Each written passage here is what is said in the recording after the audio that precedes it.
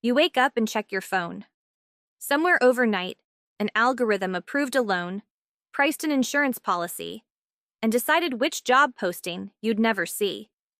You didn't do anything, but your economic life just moved without you. That feels like a small glitch in an otherwise human system. But the real answer is far stranger.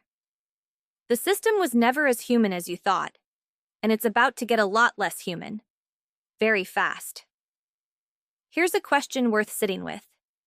What is money actually paying for? For most of history, the answer was simple. Money paid for your time, your effort, your skill. You dug a well, you got paid. You stitched a coat, you got paid. Your labor was the thing of value, and money was just a way to measure it.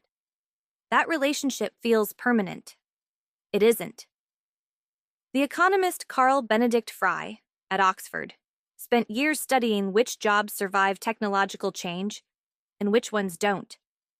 His research, alongside colleague Michael Osborne, estimated that a striking share of jobs in advanced economies carry a high risk of automation in the coming decades. Not because machines get tired, because machines get cheap.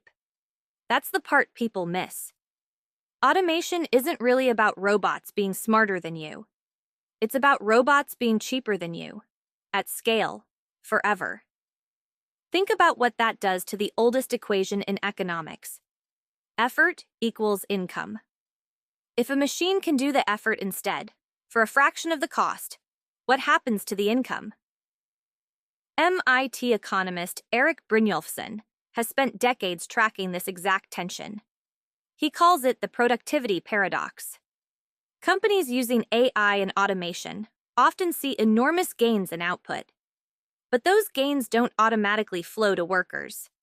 Sometimes they flow almost entirely to capital, to the owners of the machines, while wages for the humans nearby stay flat or fall. Pause on that. Productivity goes up. Paychecks don't. That's not a hypothetical.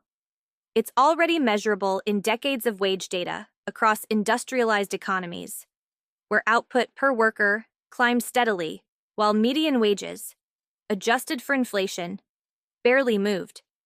So here's the modern mirror, hiding in plain sight.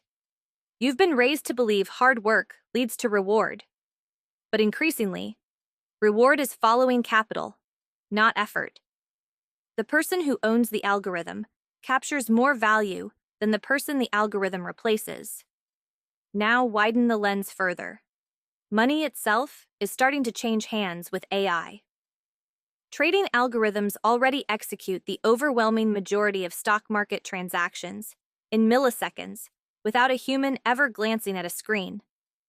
Insurance companies use machine learning to price your premium based on patterns you can't see and often can't appeal.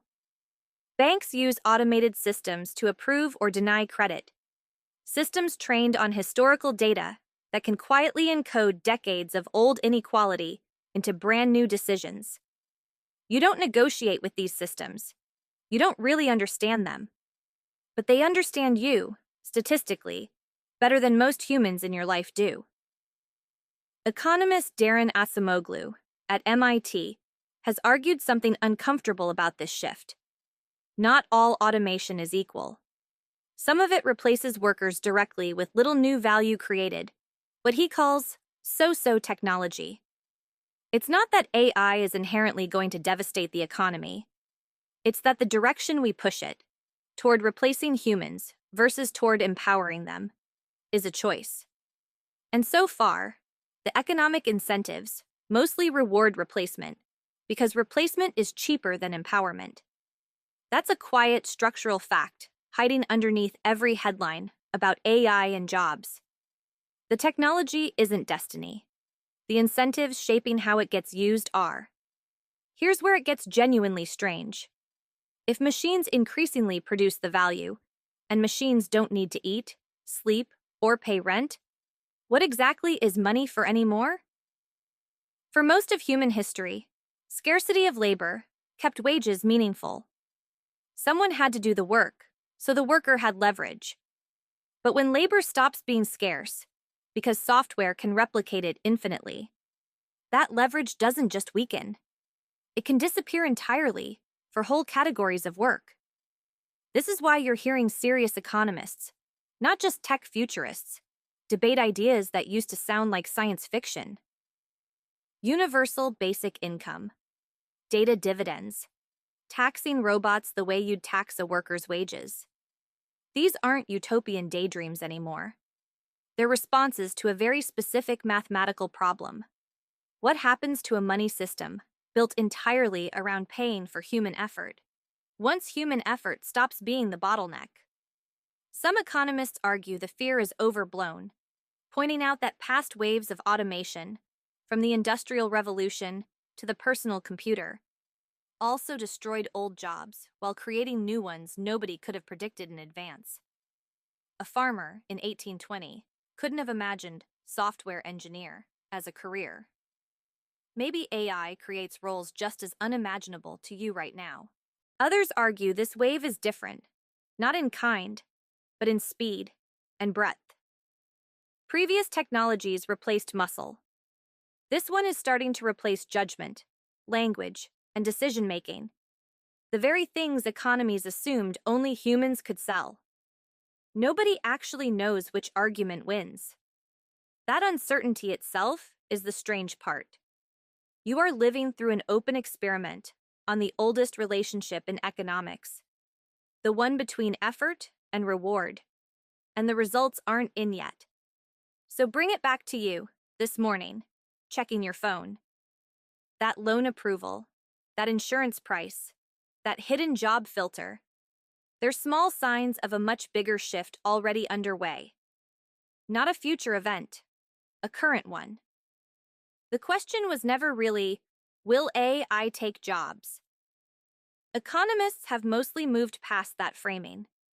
The real question is, who owns the systems doing the deciding, and whether the wealth those systems generate gets shared or concentrated. That's not a technology question anymore. It's the same question every economic system has always had to answer. Dressed in new clothes. Who gets to own the tools?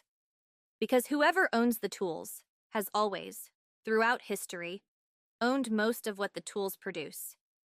You wake up and check your phone. An algorithm has already made a dozen invisible decisions about your economic life before you've had your coffee.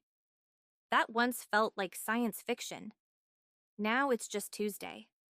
The stranger question isn't whether machines will change what money means. It's whether you'll have any say in who it ends up meaning it for.